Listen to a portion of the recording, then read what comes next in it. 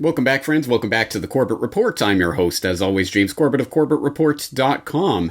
And today you are tuned into Solutions Watch, that regular weekly series where week in and week out, we examine the ways that you can improve your life and change the world for the better. And as you know by now, if you're a regular viewer of this series, sometimes we take a look at the very big ideas and talk about some of the sweeping movements that are going to change the face of the planet and hopefully completely wake up the population. And we talk to people who are involved in big efforts like that, but occasionally we look at just some nuts and bolts, brass tacks tools that you can use to improve, for example, your efficiency while researching online. And in that vein, you will remember previous editions of this series, like the one on really simple syndication, where I hope I introduced to a lot of people who may not have known about it before the idea of RSS as a very simple but very handy tool that you can use to take more control over what feeds you are browsing on a regular basis and how you're receiving information, which is exactly why they are trying to engineer it out of the architecture of most applications and platforms these days. But that's a side note. And you might remember a previous edition of this series where we looked at unlocking the Library of Alexandria with archive.org and your free online library access to millions of books that you can read for free online. Well, today, in that vein, let's take a look at a whole bunch of other tools that you can use that hopefully will improve the efficiency and effectiveness of your online research. So let's get into it. Here we are at, of course, CorbettReport.com, because that's where we all start our daily searching, isn't it? Let's say that you are on GooTube, and you are only on GooTube because there are certain things that are on GooTube that are not available elsewhere. For example, you might, well, actually, this is available elsewhere, and I'll have more to say on that in the future, but you may be, for example, looking at this ABC News, the live coverage of September 12th, 2001 from 12 a.m. Eastern to 5 a.m. Eastern, just watching this for, I don't know, say you're researching a 20th anniversary of 9/11 documentary that might explain why things have been a little quieter at your website lately, and you want this video for whatever purpose. You want to make an archive of it, save the video. I'm often telling people if you don't save the video, then it's going to be gone eventually. So if you find something important, make sure you save it to your hard drive. But you may have no idea how to save a video like this. And there are multiple ways. There are many ways to skin a cat. No, let's not do that today. Let's save a video. So here's one that I would recommend with less reservations than the others. This is a command line tool called YouTube DL, and you may know that it was in trouble recently. They were attempting to get it taken down from GitHub because of, they were saying that it violates DMCA to have the ability to download files to your computer, which of course is not true. GitHub stood up against that censorship, and there's more on this page if you want to know that story. But long story short, this is a command line tool that you can use to download videos from YouTube and other platforms, but YouTube especially, quite easily. And it's a very powerful tool if you know how to use command line tools like this, and there are many, many different options that you can add to your commands to make them very effective. For example, this is how I backed up the 720p version of my entire YouTube archive of my main channel before it was stricken from YouTube completely. So if you want to get the Corbett Report Extras channel before it is stricken from YouTube completely, this would be the most efficient way to do it. It's only really limited by your bandwidth and your ability to download. Once you plug in the right tools, the right options, it will just download as a batch, or you can filter it in so many different ways. It's a very, very, very powerful tool. If you have no idea what a command line tool is or how to use it, this may not be for you, although I would suggest it may be in your interest to start discovering how to use something like this. And if there is demand for it, maybe I can do a walkthrough of YouTube DL and how to use it one day. But in the interest of time, we'll just leave it there for today. And of course, the link to this and all of the other tools that I'm mentioning today will be in the show notes at CorbettReport.com, so please check it. That will be the resource for all of these resources. But having said that, YouTube DL, of course, is not the only way to get YouTube videos downloaded. There are many others, and here's one that's quite simple. When you're on a YouTube video, you just click in the address bar, and you just add pp to the end of YouTube. And you click in there, and you are taken to y2mate.com, where you can download this video, and you can choose through whatever resolutions are available. You can choose to download the MP3 audio, or there are different audio files available like M4A, or there's a YouTube to MP3 converter if those files aren't available directly. Anyway, and then you just click on that and it gives you a download link. I don't necessarily recommend, and who knows, if you're watching this a year from now, 5 years from now, 10 years from now, who knows what state this website will be in, and this tool, and typing pp at the end of youtube.com. I certainly do not make any guarantees of any of these kind of web downloaders like this that are in your browser, because they could be infested with whatever. Who knows what kind of JavaScript and other things can be put into here, so I don't recommend it. But I just want you to know that this is an option that's available, as is YouTube MP4.2. Again, the link will be in the show notes here. But again, you can, if you just copy that video URL and then paste it in there, and it will generate the links that you should be able to use to download the video. Although it seems to be taking a while. Oh, there's an error on their servers. Well, you do get those errors sometimes, but at any rate, you can keep trying till you get it. And there you go. You get it in 360, you get the video only or the audio only, etc. So there's a couple of web browser-based tools for that. Again, I do not make any claim whatsoever about these types of websites and their reliability, or whatever JavaScript or whatever may be inserted in the future to sites like these. They work for the moment, but I certainly make no claims of guarantee of any sort of any of these tools. If you want a standalone app, then there's one called 4K Video Downloader, which I have used in the past. I don't tend to use this, but it is available and it is generally reliable in my experience. Caveat, I haven't used it in at least 6 months, maybe a year, so I don't know the state of it anymore, but at the time I was using it, this was at least reliable. I didn't find it the most convenient way to download YouTube videos, but it was an option. And here's one that I cannot vouch for at all. I have never used it myself, ever, but James Evan Pilato has said that he has used JDownloader, so that's an option on the table as well. Many, many, many different ways to get videos, and here's one more. It's an add-on that's available on Firefox. It's called Video Download Helper. There is also for Brave users out there, there is a Chrome version, and I'm sure if you're a Brave user, you will know that the Chrome add-ons are available for use in Brave, which is built on Chromium, which is different than Chrome and blah, blah, blah. Hopefully you're not using Chrome. Please do not use Google's browser. But if you are on Brave, you can use the Video Download Helper that's in the Chrome library, and I will provide the link to both the Firefox and the Chromium editions of this tool. However, this tool has become basically useless for YouTube.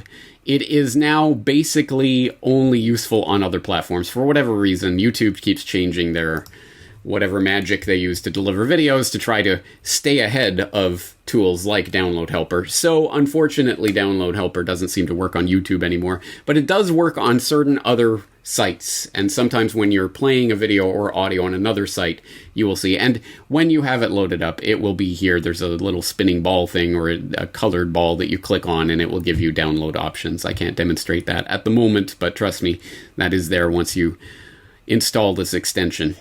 And it's pretty straightforward to use. And as I say, it doesn't work on YouTube anymore, but it's reliable on a lot of other sites and another way of downloading videos.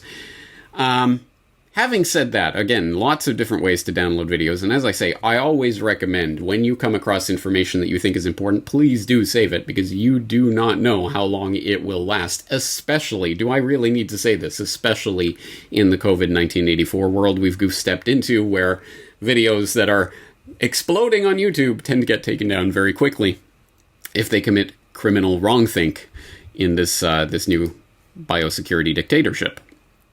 Okay, speaking of which, let's say you are on a video like this one, and you're looking at this 9/11 Mossad mural van NYPD radio transmission, and you're researching about this topic. And hopefully, because you are a dedicated Corbett Report listener, you'll already know something about this topic. I did, in fact, mention it in the first ever edition of Corbett Report, episode number 1 on Investigate 9/11. I talked about the Saving City Lifelines report from the Minetta Transport Institute that mentioned, there was this van on 9/11 that was driving around New York in Manhattan with a painting or a mural of some sort on the side. It's a panel truck that depicted a remote control plane being flown into New York or into the World Trade Center. What was that? And there are NYPD radio transmissions talking about this. There are eyewitnesses who have talked about it. There's quite a bit of information you can dig up about this. But one thing that you will find if you do start digging around on this topic in particular, you will see absolutely in various videos and articles about this, you will see this picture. Oh, here it is. Here is the Urban Moving Systems Incorporated truck. And here is that mural. Wow, that is incredible. That was driving around on 9/11, a plane flying into the World Trade Center. That's amazing. But is that real? Is that really the real picture? And how would we know? Well, in this case, we can use another tool. So let's take that YouTube link and let's put it in the boing boing get YouTube thumbnail engine, which is exactly what it says. You type in any YouTube URL and it will give you the thumbnails for the video, which are generally the three timestamps, the one near the beginning, one in the middle, and one near the end, and it will show you whatever is the actual thumbnail. And so this is the thumbnail image for the video, and it includes this truck thing. So you want to find out more about this image and where it comes from, and what is this? How did it get here? In this case, you can go to the image itself and copy the image address. And then you're going to go over to another tool, one called tineye.com. It is a reverse image search, which will let you find where images appear online. So you put in an image. You can either actually drag an image from your desktop or whatever into here, or you can paste the URL, which we just copied there from the Boing Boing tool, and we search. And it will show you all of the instances that it can find online of that picture and all of the websites from which it comes. So there's going to be a lot. There's going to be an awful lot of instances of this. And for each one of these, you can either get the file itself directly, which should take you, of course, it's YouTube, so it's it's not there anymore. But it should take you directly to that file. And although a lot of them will be broken at this point. It should also be able to take you, but this will be gone because it's Twitter, right? It should be able to take you to the place where that image was showing up originally, and I don't know why it's in this. It must be in this thread somewhere. I don't know. At any rate, it will take you to the context where that image was showing up here, and here's the actual file. And it does this for every instance of it can find, and as you can see, it can find dozens and dozens of them. So I'm going to leave this as a little research task for the people out there who are interested in this issue of this picture of Urban Moving Systems Incorporated truck of the plane flying into the Twin Towers. Is this a real photograph, or has this been photoshopped? And can you find the actual first instance of this photograph online? I'll give you a hint. The actual first instance is no longer live online, but it has been archived. And you will be able to find it if you dig hard enough. It might take several minutes of research or several hours, depending how good a researcher you are. But if you are good, you will be able to find the actual original instance of this photograph, and you will be able to know whether or not this is a real photograph. I know the answer to this, but I'm going to leave it out there for people out there to see if they can use these tools, like the Boing Boing tool here, or the TinEye tool, or maybe you know some other tools that will be able to help you track down the original instance of this photo and whether or not it is a real photograph. This is how we can use these types of tools in the real world to find out more about important events. All right, now we're going to go to something completely different. Here's the one use case I can really think of for the next tool. You might notice on BitChute, when you're watching a BitChute video, for some reason the title is always block capitals. And that drives me crazy because there are times when I want to copy and paste a title into an article that I'm working on, or I want to paste the link somewhere. So I will copy the title, but then when you paste it in, even if the title has been uploaded with upper and lowercase, as this one has, for whatever reason, on the play page, it always comes up as block capitals. So what do you do about that? Well, you go to convertcase.com, and you paste it in, and of course it will be the block capitals for whatever reason. But let's say, okay, I don't want block capitals, I want capitalized case. Well, there you go. You click capitalized case, and each word will be capitalized. Or title case, and, oh, well, to is not a title word that you would capitalize, so it does that. Or lowercase, or sentence case, or inverse case, or alternating case. If you want to be sarcastic on Twitter, that's extremely handy, I guess. Anyway, I don't know if this is a tool that will melt the world, but at any rate, it is useful, depending on the types of things you're doing online. And one more tool, why not?